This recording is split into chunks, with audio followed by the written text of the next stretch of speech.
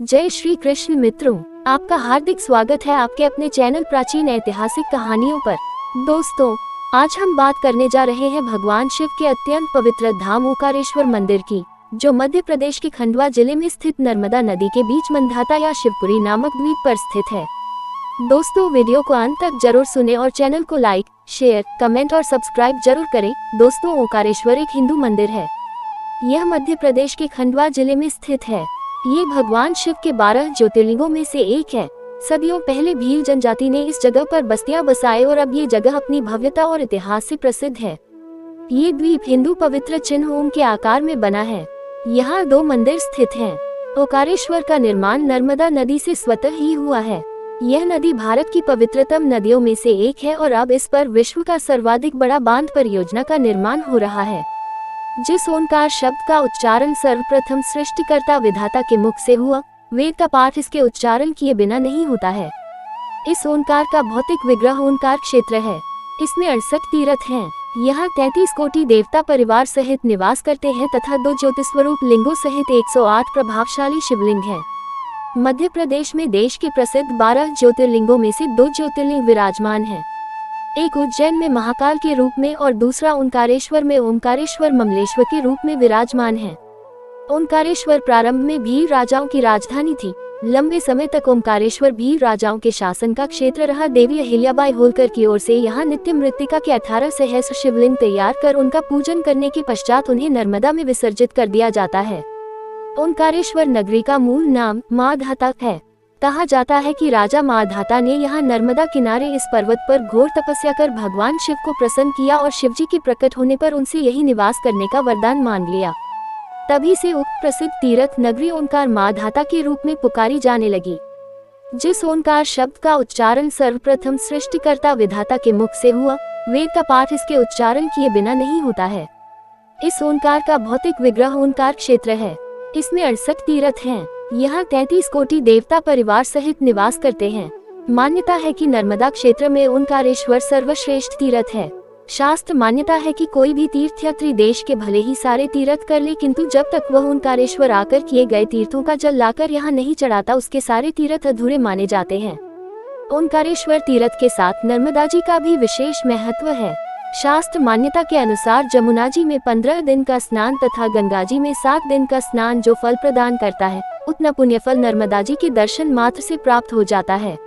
ओंकारेश्वर तीर्थ क्षेत्र में 24 अवतार, माता घाट सेलानी सीता वाटिका, धावनी कुंड, मार्कंडेय शिला, मार्कंडेय संन्यास आश्रम, अन्नपूर्णाश्रम, विज्ञानशाला, बड़े हनुमान, खीराप्ती हनुमान, ओंकार मठ, माता आनंदमयी आश्रम, रिलमुक्तेश्वर महादेव, गायत्री माता मंदिर, सिद्धनाथ गौरी सोमनाथ, आड़े हनुमान, माता वैष्णो देवी मंदिर, चांद सूरज दरवाजे, वीरखला, विष्णु मंदिर, ब्रह्मेश्वर मंदिर, सेगांव के गजानन महाराज का मंदिर, काशी विश्वनाथ, नरसिंह टेकरी, कुबेरेश्वर महादेव, चंद्रमौलेश्वर महादेव के मंदिर भी दर्शनीय हैं। आइए जानते हैं कुबेर भंडारी मंदिर का इतिहास। इस मंदिर में शिव भक्त कुबेर ने तपस्या की थी तथा शिवलिंग की स्थापना की थी, जिसे शिव ने देवताओं का धनपति बनाया था। कुबेर के स्नान के लिए शिवजी ने अपनी जटा के बाल से कावेरी नदी उत्पन्न की थी। यह नदी कुबेर मंदिर के बाजू से बहकर नर्मदा जी में मिलती है, जिसे छोटी परिक्रमा में जाने वाले भक्तों ने प्रत्यक्ष प्रमाण के रूप में देखा है। यही कावेरी ओंकार पर्वत का चक्कर लगाते हुए संगम पर वापस नर्मदा जी से मिलती है। इसे ही नर्मदा कावेरी का संगम कहते हैं। इस मंदिर पर प्रतिवर्ष दिवाली की रात को ज्वार चाहने का विशेष महत्व है। इस रात्रि को जागरण होता है तथा धनतेरस की सुबह 4 बजे से अभिषेक पूजन होता है। इसके पश्चात कुबेर महालक्ष्मी का महायज्ञ हवन, जिसमें कई जोड़े बैठते हैं। धनतेरस की सुबह कुबेर महालक्ष्मी महायज्ञ नर्मदा जी का तट और ओंकारेश्वर जैसे स्थान पर होना विशेष फलदायी होता है। इसके बाद भंडारा होता है, लक्ष्मी वृद्धि पैकेट वितरण होता है, जिसे घर पर ले जाकर दीपावली की अमावस को विधि अनुसार धन रखने की जगह पर रखना होता है, जिससे घर में प्रचुर धन के साथ सुख शांति आती है। इस अवसर पर हजारों भक्त दूर दूर से आते हैं। वह कुबेर का भंडार प्राप्त कर प्रचुर धन के साथ सुख शांति पाते हैं। नवनिर्मित मंदिर प्राचीन मंदिर ओंकारेश्वर बांध में जलमग्न हो जाने के कारण भक्त श्री चैतराम जी चौधरी, ग्राम कातोरा, गुर्जर दादा के अथक प्रयास से नवीन मंदिर का निर्माण बांध के व ममलेश्वर ज्योतिर्लिंग के बीच नर्मदा जी के किनारे 2006-7 में बनाया गया है। नर्मदा किनारे जो बस्ती है उसे विष्णुपुरी कहते हैं। यहाँ नर्मदा जी पर पक्का घाट है।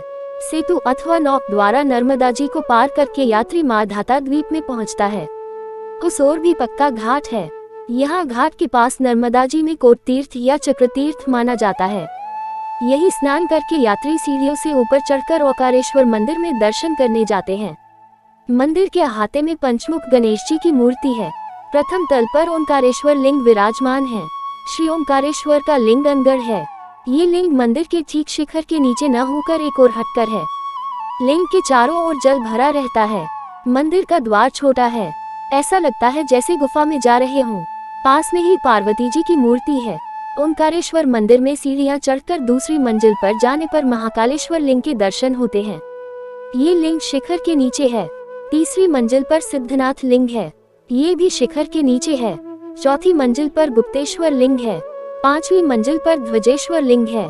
तीसरी, चौथी व पांचवी मंजिलों पर स्थित लिंगों के ऊपर स्थित छतों पर अष्टभुजाकार आकृतियां बनी हैं जो एक दूसरे में गुंथी हुई हैं। द्वितीय तल पर स्थित महाकालेश्वर लिंग के ऊपर छत समतल न होकर शंक्वाकार है और वहां अष्टभुजाकार आकृतियां भी नहीं हैं। प्रथम और द्वितीय तलों के शिवलिंगों के प्रांगणों में नंदी की मूर्तियां स्थापित हैं। तृतीय तल के प्रांगण में नंदी की मूर्ति नहीं है। ये प्रांगण केवल खुली छत के रूप में है। चतुर्थ एवं पंचम तलों के प्रांगण नहीं है, वो केवल ओंकारेश्वर मंदिर के शिखर में ही समाहित हैं। प्रथम तल पर जो नंदी की मूर्ति है, उसकी हनु के नीचे एक स्तंभ दिखाई देता है। ऐसा स्तंभ नंदी की अन्य मूर्तियों में विरल ही पाया जाता है।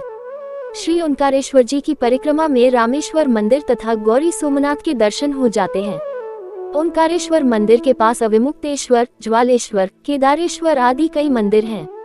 दोस्तों, अगर आपको ये जानकारी पसंद आई हो तो वीडियो को लाइक, शेयर और चैनल को सब्सक्राइब करना न भूलें।